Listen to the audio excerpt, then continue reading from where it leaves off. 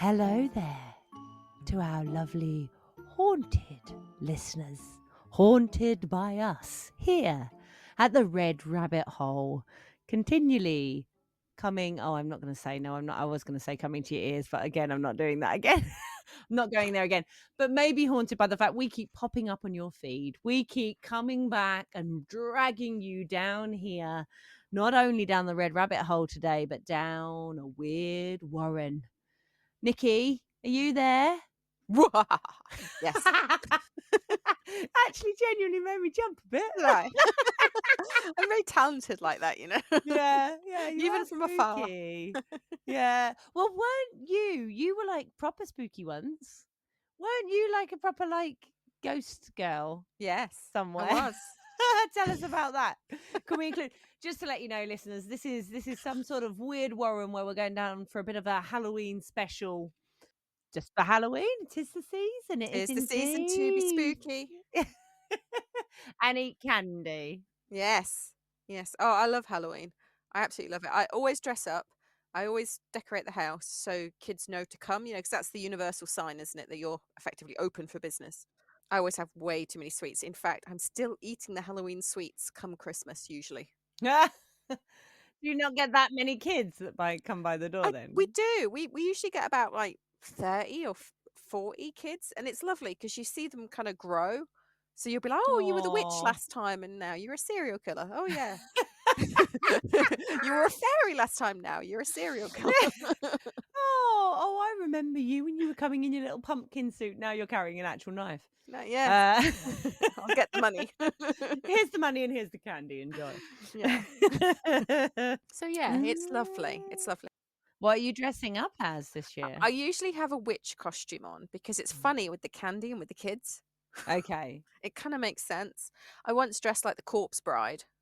Oh. That was kind of weird. Have you ever dressed so well that you freak kids out at the door? Always. Oh, good. Always, yeah. That's That's the the point. aim. Oh, I love how you led with like, oh, it's so lovely to see them grow and have the kids come to my door. And the actual answer is, I love just scaring them. I love scarring them for life. Scaring the That's my bejesus out of name. them. Yeah. If they leave a puddle on the steps, that's your favorite. We have sensors on mats like in front of the house. So when they step on them, it goes like ding dong or like welcome to hell and stuff like that. It's fun. Oh my goodness. Oh, I have two children, Mhm. as we've established previously, and one of them is not liking Halloween, would like Halloween to go away, doesn't want it to Oh. happen this year, and is very frightened. And the other one is just sort of carving out his future by looking at the devils and the ghouls and the terrible things for Halloween and thinking, yeah, I could do that. I could be that for real. I'll be that all year round. And the two of them have to live together, and we'll have to negotiate Halloween with both of them. I don't know if we're going to be able to take one. Might just have to take one trick or treating and leave the other one at home, like with an adult. Obviously, I'm not leaving her unattended. Well, of course not. No, social services back away. Yes, indeed. She'll be at home eating her, what did we say? Was it Smarty Field porridge or something? Smarty field porridge in.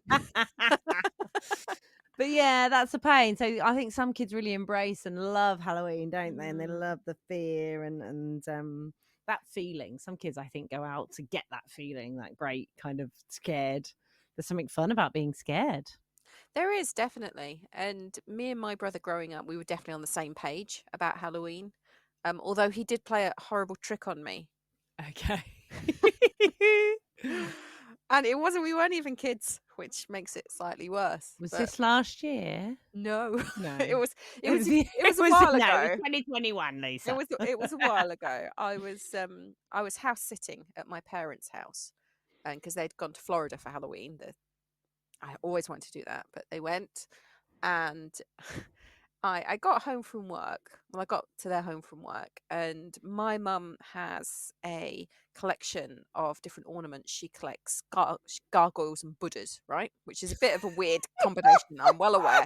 And now she collects gnomes as well, like horror gnomes. Oh. So Anyway, and I can gonks. imagine your garden now. Like They're all inside the house, Lisa. It's not outside. oh, okay. I thought you were gonna have, like, a little horror-themed garden with all the gnomes, little horror-themed gnomes all around. She's got the horror themed gnomes. She's still got the Buddha. She's still got the gargoyles. But at the time, she only had gargoyles and Buddhas. But they're everywhere, you know. And I got home. I did what I needed to do. I fed the dog and let him out. It was the weekend. It was a Halloween. It was a weekend. And what really annoys me the most, like really annoys me, is that it worked out so well for him. Because normally you'd do like a prank and you wouldn't get this. But he just, because he's a lucky bugger. Anyway, I actually rang him and was talking about him and the family like coming over for Sunday dinner. And as I'm talking to him, I'm walking around the room and I start noticing that the ornaments are all got their backs to me. They've all been turned around. Like, do you remember the Blair Witch? Buddha's like, "I'm done with you, mate." Yeah.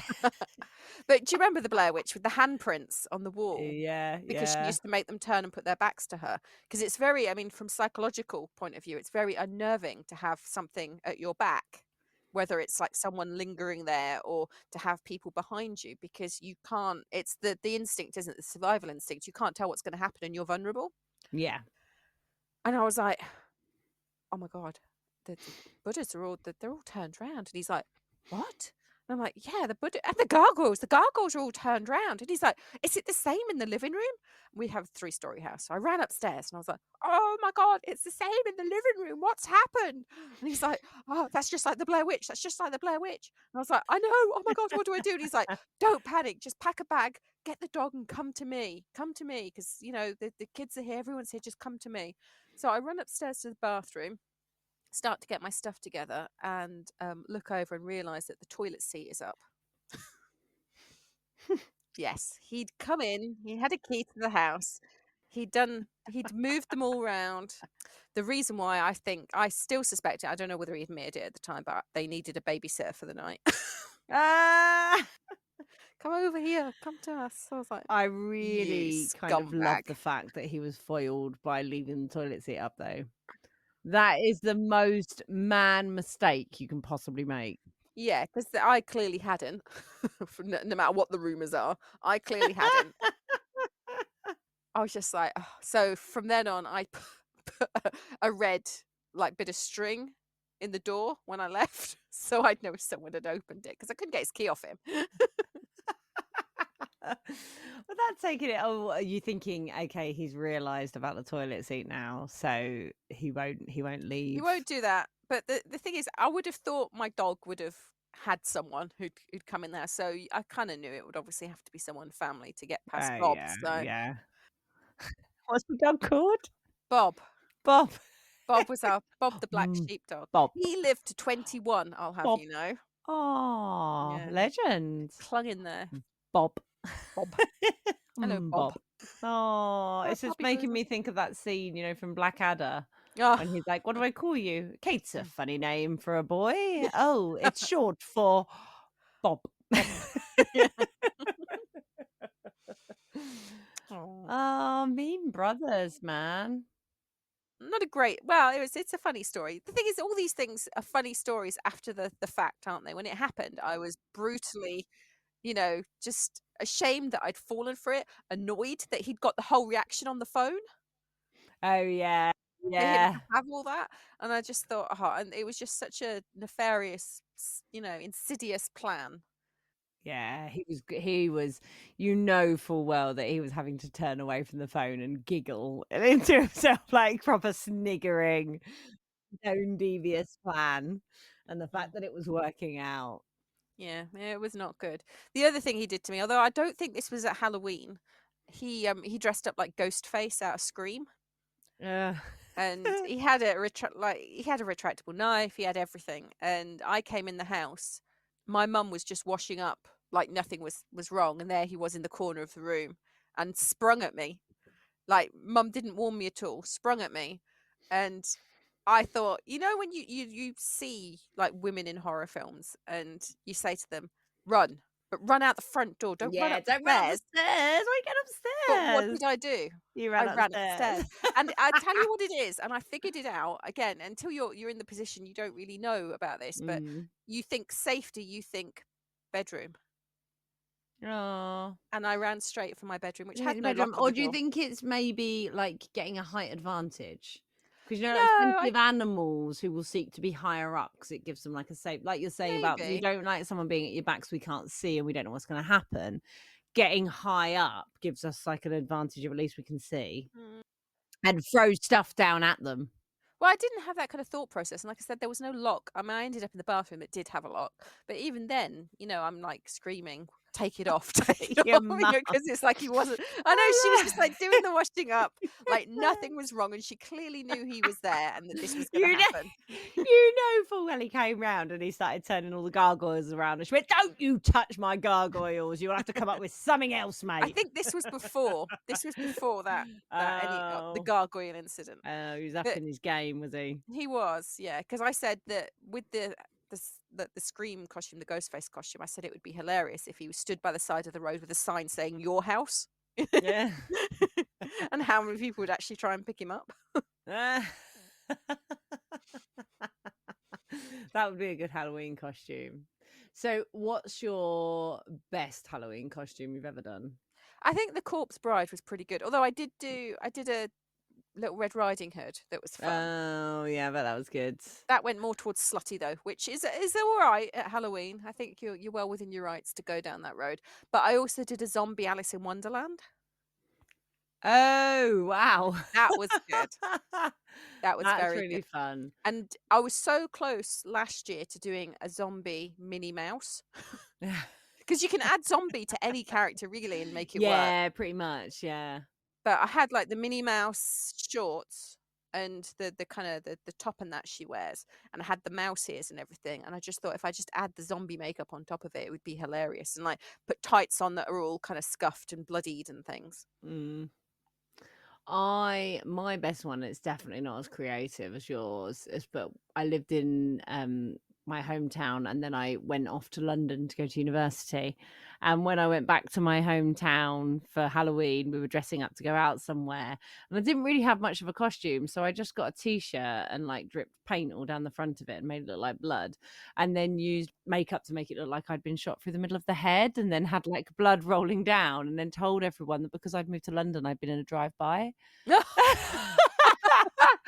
In my defense, I was young.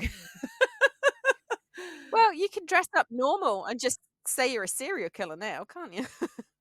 That's true. Yeah, yeah, just no, I'm just a baddie, just a bad guy. But people really go to town now. I love it. I absolutely love it. Go to town. Do it every day. Why do we have to wait till Halloween to dress up? That's true. Well, that's what kids do. That's what I mean about my kids. One will probably put on their Halloween costume and then keep it on for the foreseeable, like want to wear it every day for a little while. Whereas the other one will just spend will just spend the whole time terrified. But that's what it's all about. 'Tis the season to be terrified. But I don't think this isn't an enjoyable going to get scared because we came to this from asking about the time that you dressed up and intentionally set about terrifying people, Nikki. This is how we got onto this. So a couple of years ago, I was an actor in one of the Halloween kind of pop-up attraction mazes that happens. Can't no names, but that happens around these them parts. And I was a little girl Down this down way. this way. Come on, Where little people ones. don't get involved in drive-bys because they only happen in London. Not in the Back near tractor. London. The tractor's too slow. Yeah. But it was fun. I was dressed like a little girl ghost, and I'd made this white teddy bear. I'd pulled out its eyes and bit of its innards and covered it in blood and called it Deadsy. Your commitment to the bit, I always. am always committed to the bit. That should be on my headstone. This is not just a little bit of clever makeup. She was I always tried it. committed to the bit. You just wait till Halloween. I think I did 4 nights, so it wasn't like it was long, but it was the 2 weekends that I did because I was working at the time. It was absolutely exhilarating while you were doing it, but the minute you stopped, and bearing in mind I had to drive like half an hour back home in the costume, I was absolutely knackered and convinced the police were gonna pull me over at Yeah, I'd some love you point to and get go, pulled over "What?" doing that. But yeah, I had my hair in like pigtails. I had the little girl dress on with the blood and just all very, very pale makeup. And I had a very funny voice. Hello, mummy. Mummy, are you there? Oh, that's freaky. That is freaky. Yeah. Would you like to kiss my bear? And I did that every time it'd go dark. I'd pick whoever we thought with the screamer, with the guy I was working with. We'd look and go, okay, she's a screamer. And I'd put the bear in their face. So when the lights came up, I'd go, kiss my bear. Sure. It's that ugly bear. Oh my god, but people pay money to go and be absolutely terrified. They do. They do. I mean, I actually scared the tickets out of one teenager. He literally it was like a cartoon moment, you know, like when he goes poof from the tickets, all the tickets for the rides and that he'd got literally just went in the air. Oh. I'd have to go back and get them. Those tickets are hard work. They're hard won. You've got to get like 10 million before you win a Oh, I picked prize. them up for him. I'm not a bad person. I Did you picked chase them up. after him going, "Your tickets? I should have. Betsy came from the machine. Your Yeah. tickets." No. Here's Betsy. But Deadsy actually carried on the tour. So when they went to wherever they were going to next, I donated Deadsy to the cause and off he went and I've never seen him Oh. again, you know. There is a picture of him on my Facebook. Okay. Maybe someone, like, found their love, you know? Maybe sometimes our children are drawn to you can get them all these lovely cuddlies, but sometimes they really like weird cuddlies, don't they? Like, I remember we were out with ours when they were little and we were gone somewhere, and I think they were picking some sort of they'd won on a fairground ride or whatever, like some sort of a hooker duck or something like that, and it was a everyone gets a prize and they could choose what they want, and I think one chose like a little duck, one chose a little penguin, and one chose Huggy Wuggy from is he from Five Nights at Freddy's? But the one with the big wide mouth. Yeah. Yeah. But these kids, they were like 3 at the time, 3 or 4, and that's that's what they There's chose. some really weird stuff around. Have you ever seen a There fuggler? is. Oh yeah. Yeah, they're really weird. Ugly. Just so and you can get budgie fugglers as well, where they're in little speedos. Just really make me laugh. My niece collects them and it's like, "Oh god, do I really Oh. have to go and buy fugglers?" That's it. People like these sort of They things, do like don't weird and horrible things. I think a they? lot of people are kind of attracted to that, and I'm not sure I get on with people that are not. You know, Yeah. I think it's like if you're not really into Halloween and horror, I'm not gonna get on with you very well. If you don't collect something weird that yeah, Yeah. you're not into I mean, I think I might have got a bit old. I used to really like horror, but I've got a bit off it now. I won't choose a scary film. I choose apocalyptic stuff, which is probably technically more scary, isn't it? 'Cause it's slightly more grounded in reality at a stretch. Well, maybe, maybe. There's some good horrors out there, I think. Mm. You can get some really good independent horrors, but I just, there's too much commercial ones as well. I mean, I always go Uh, cinema to watch a good horror film, and there's some that you just think, where have you got this from? And the information's all wrong, and they've changed the rules of the game on something. You just think, what gives you the right to do that? yeah, yeah, this is the horror writer in you going, Yeah, "Ah, your vampire can't come out in daylight. What are you on? you can't bend the rules. Can't It's bend all the rules, sparkly. What's that bruh." about? I do like a zombie. I think I zombies love a are zombie film. my Dawn of the Dead, the new Dawn of the Dead, was probably one of my favorites. It was just brilliant from start to finish and had all those kind of lessons and everything. Walking Dead, I like as a series. That's always feels a bit Yeah, that got a bit. tense. Yeah, same formula every episode, isn't it? And some episodes you were very lucky if you actually saw a zombie. Number one, but I kind of felt like it was a soap with zombies. Yeah. It was towards the end, yeah. And there's always people, and always people are doing things wrong, and we get it. We kind of got that. I mean, from 28 days later, Mm, I think that was the very special message of, in a zombie apocalypse, it's not just the zombies you need to watch out for, especially if you're a woman.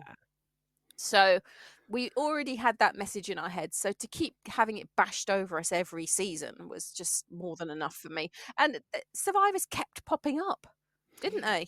Every time they needed a new character, there's like, "Oh, Yeah. look, there's a guy with a tiger." Yeah, yeah, yeah. There's some random dude who's been on loan for all these years. No, there's no one who's been alone for all this time now. There's nobody left who's still alone at this point. And I genuinely think if zombies happened, that's it. I think within a week, if that, we're all gone. Do you think? Yeah, because we're overpopulated as it is. Even places that shouldn't be overpopulated has more than enough people. And a zombie can bite a whole crowd, you know, and not get taken down. One zombie. So you can imagine if a whole host of zombies came at a host of people, then that's just, to me it's just maths. I do genuinely think if zombies ever happened, that would be it. Do you think zombies can genuinely happen? Yeah, I do. And do you know why? Because of the ant fungus. Ant fungus? What's the ant fungus? I don't know about this. There's a fungus that they found that's in the rainforest. I think it's the rainforest. And it infects a host body, and it was infecting a whole bunch of ants. And you can see the fungus through the ant, Oh, but it would move its body around and move it towards other ants to infect more ants. yeah, So it yeah, behaved just like a zombie. yeah. The parasite, I think parasite zombie, yeah, yeah. If it was a parasite, I think that would probably be because I saw something the other day of a snail, right? This snail had and it's like little tentacles that were really fat and they look like they were like pulsing and glowing all different colors. And I thought, what on earth? Has somebody AI this snail? Like, what happened to it? But no, it's been infected by a parasite. And that's what they do. They go up and get in its little, like, it puts like the little larvae or whatever, hatch inside of it, take over its whole body, and then go into the little tentacles. And that's what you can see, like the little larvae things moving around in its tentacles. And then it's just waiting to get eaten by a bird. And then it'll infect the bird. And then, is it the bird's turd? And then the bird's turd will go on the ground, and then You're another doing a snail, poem and you another, don't even know you're doing it. and then the snail will come along and eat the turd, and then that'll be another infected Do snail. snails eat turds? I thought snails ate lettuce. I don't know. Maybe they just walk past it. I don't know, but I'm just a bit freaked out because also, I've seen this is all just videos on the internet, but where you've seen praying mantis that have been infected by, and it's in their brain, it's making them like walk off a cliff Yeah. into water and stuff like that, and or when they come out, you see them sometimes coming out, don't you? Like parasites will come out the back of creatures. Yeah. I'm gonna be a parasite this year for Halloween. Yeah. Okay. You just have cotton wool, like, poking out your body, just as it's, like, trying to escape. Yeah. But, I love 28 Days Later, 28 Weeks Later, brilliant films, and I thought the zombies and they're doing a third one, aren't they, 28 years later? Yeah.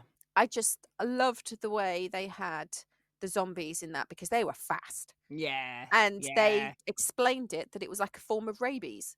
And again, I could see that too. I could see a strain. I mean, look at what's happened to COVID and how many times it's mutated and done what it's going to do. But you get a mutated form of rabies Mm. that can already cross species barriers. Mm. Then that's it, buggered.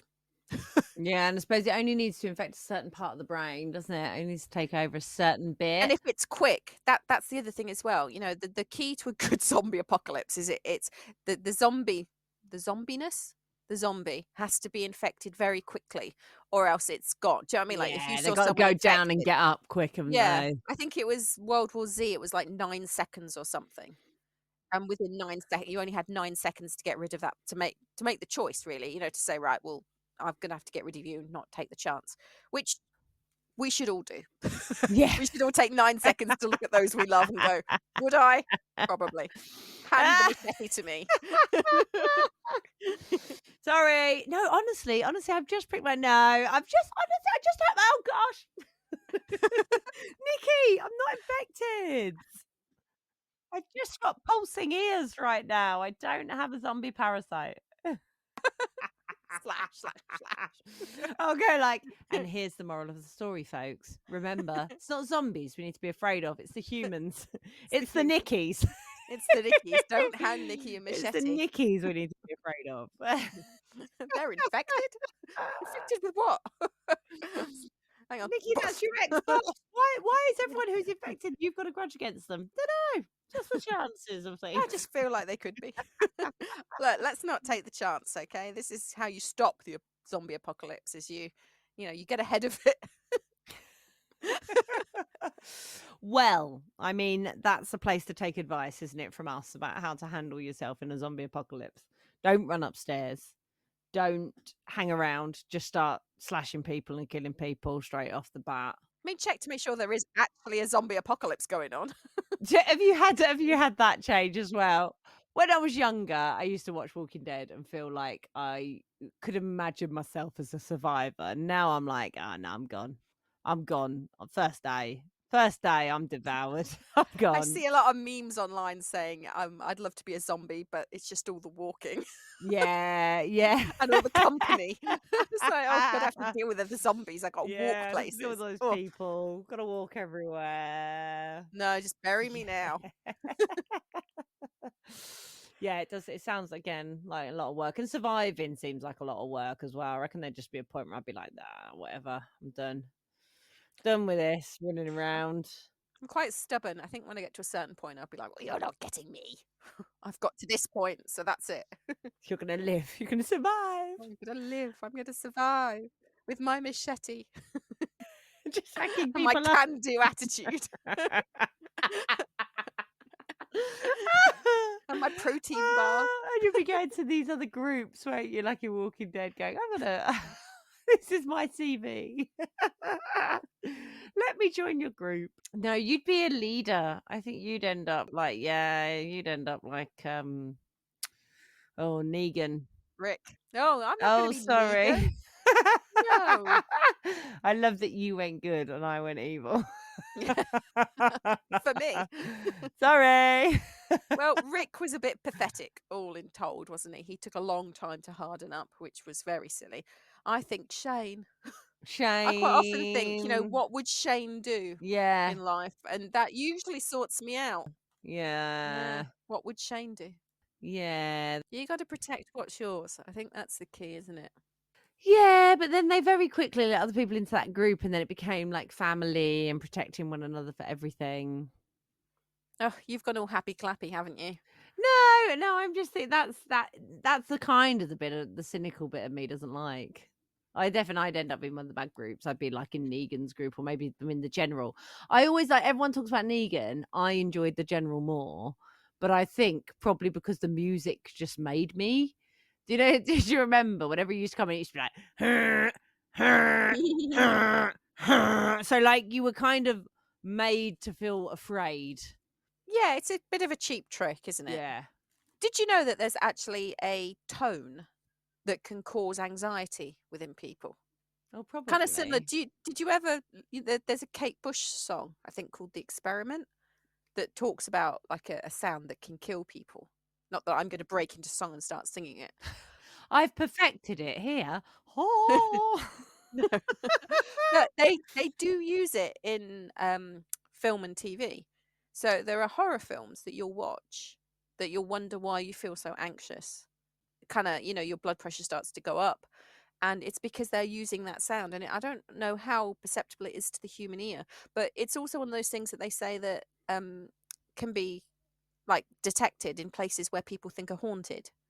So like you've Yeah. got some technology or something that's admitting this sound by accident and you start to feel very uneasy in that place. I mean, you throw in like darkness then and a bit of damp like a basement or something and then you've got a real Jones in for a haunting.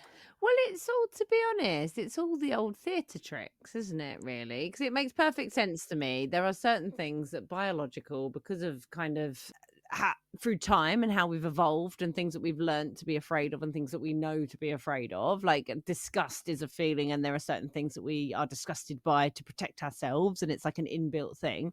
I think there's obviously going to be sounds and things that make us feel like or remind us, there's a little biological ticker in there that goes, oh yeah, that's something to be afraid of. But we've always done it in theatre. Remember, before they made it into a film, Woman in Black at the theatre was brilliant for that. So there's things like the rocking chair. So initially they would make it da-dum, da-dum, da dum to your heartbeat, so your heart would fall in rhythm with it, but dum da dum da dum. And then, of course, when they speed it up, da dum da dum da dum, your heart naturally then speeds up with it. There's nothing you can do about it. So it's like bringing you into this induced state. And the thing about that, it was always about that when we couldn't see her. When you see her at the end, there's a point. Oh, this is a spoiler alert. I mean, I don't even know if it's on anymore in the West End. It was on for years, wasn't it? But spoiler alert, you see her at the end, the woman in black, and then she's suddenly not scary anymore because you see her in the light. And though it's her then on stage, it's like, oh no, that's not scary anymore. But all of the way they've used sound, the way they've used lighting, the way they've used this idea of creating her in your mind is all scarier. With the lighting, if she's always appeared in the dark, then you're not ready for her to appear in the light Yeah. because you're assuming she's not gonna do that. So suddenly when she appears, that is gonna be pretty, wet pants time. Yeah, I don't know, it didn't have that effect on me, it kind of ruined it for me because I saw her in the light and I was like, Oh, "Oh, it's just a woman in black. it's just a woman acting." It's Yeah, not actually a vengeful ghost. but they absolutely 100% used all those kind of techniques and tones and things to make it really, really frightening, like, to the point she walks through the audience as well and, like, strokes people's arms, like, really just touching them gently along the side, but you don't know she's there because she comes through very quietly and stuff. Yeah, it was brilliant, it's a brilliant play. Well, we've covered a lot of ground considering we started off with Halloween and had no script. Can you tell? Can you tell, guys? This was our 0 script. Just us nattering away. just a little Halloween jaunt or a little jaunt through Halloween. Yeah. So what are you dressing up as this year? I think I'm still gonna go witch. It's classic, and part of me wants the Minnie Mouse zombie, but I don't know. Me in hot pants opening the door perhaps is scarier for different reasons. I'm kidding. I look amazing in hot pants. What are you dressing up as? Probably just, like a really tired, dark-eyed, Mum of yeah, 2. yeah, probably. Yeah. I don't know, what would I like to be? I think you should go Stepford Wives, 1950s insane Oh, housewife. that's easy. That's just a certain week of the month. That happens naturally. Yeah. Just have to time it right, won't I, for Halloween then. Well, lovely listeners, it is time for us to say goodbye. Goodbye. We hope you have a happy Halloween no matter what you're doing. Stay safe, eat lots of sweets, dress up, and do have a good time. Bye bye, listeners.